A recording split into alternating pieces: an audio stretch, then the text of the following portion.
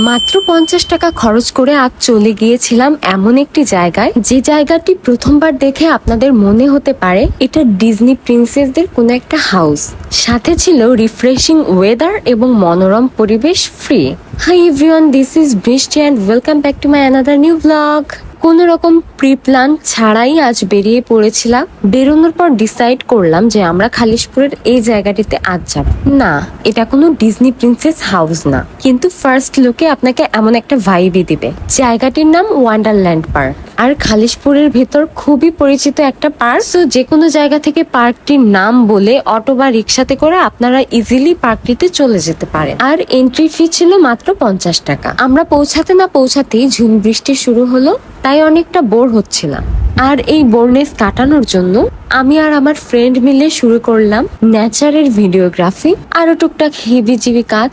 বৃষ্টি হলে প্রকৃতি কি সুন্দর হয়ে ওঠে সেটা অবশ্যই যান্ত্রিক কোলাহলের ভিতরে থেকে বোঝা বা জানা সম্ভব নয়। বৃষ্টি থামতে না থামতেই আমরা ভিতরের দিকে যাওয়ার জন্য খুবই ব্যস্ত হয়ে পড়লাম। ওয়ান্ডারল্যান্ড পার্কটি কিন্তু খুলনা শহরের প্রথম বিনোদন পার্ক। আমার এখনো মনে আছে, আমি যখন খুবই ছোট, আমার বাবা তখন প্রায়ই এই পার্কটিতে আমাকে নিয়ে যেত। আর আমি যাওয়ার জন্য তো পাগল থাকবই, কারণ এখানে আছে প্রচুর রাইড। আজ থেকে প্রায় 15-16 বছর আগের কথা বলছি, যখন কিনা এত পরিমাণ রাইডও ছিল না। কিন্তু উইকেন্ডে বাবার সাথে যে ঘুরতে বেরোবো, এই অনুভূতি এখনকার যে কোনো অনুভূতিকে হার মানাবে। সত্যি এখানে গিয়ে আমি কিছু সময়ের জন্য নস্টালজিক হয়ে গেছিলাম। সবগুলো রাইডই কোথাও না কোথাও দেখেছি, তবে এই রোলার কোস্টার রাইডটা ছিল আমার কাছে একদম নতুন। তো এখন আমি একটা রাইডে উঠবো, যেটা কিনা আমার মোস্ট ফেভারিট। উইকেন্ডে আপনারাও কিন্তু আপনাদের ফ্যামিলি মেম্বার্সের সাথে ঘুরে আসতে পারেন এমন একটি সুন্দর জায়গা।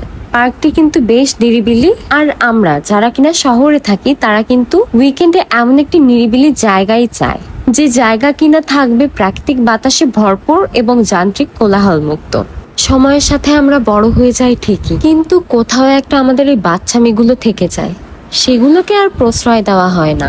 হয়তোবা প্রশ্রয় দেওয়ার মানুষগুলোই আর থাকে না। কে কি বললো, কে কি ভাবলো, এগুলো ভেবে তো অনেক সময় নষ্ট করলেন। এবার না হয় একদিন একটু নিজের মতো করে বাঁচুন। আমি তো এখানে গিয়ে পুরো বাচ্চাই হয়ে গেছিলাম। পার্কটির পেছনের দিকে একটা বড় লেক আছে, যার ঠিক পাশেই একটা আর্টিফিশিয়াল ঝর্ণাও আছে, কিন্তু কোনো কারণবশত ওই দিন সেটা ছাড়া হয়েছিল না। এখানে কয়েকটি সিটিং স্পটও ছিল। এই এরিয়াটা দেখে মনে হচ্ছিল একদম দেশের বাইরের কোনো জায়গা।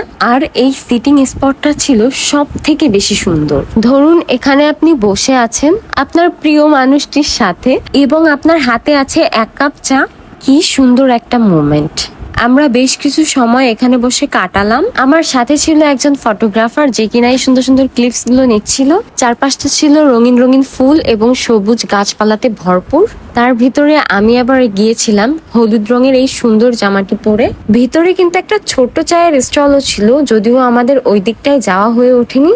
এরিয়াটা কিন্তু যথেষ্ট বড়, যদিও আমি শুরুতেই বলে দিয়েছি জায়গাটিতে কিভাবে যাবেন এবং কোথায়। এরপরও যদি আপনাদের কোনো প্রকার সমস্যা হয়, কমেন্টের মাধ্যমে আমার কাছ থেকে জেনে নিতে পারেন। আজকের ভিডিওটি ভালো লেগে থাকলে আমাকে ফলো করতে ভুলবেন না। Bye bye everyone.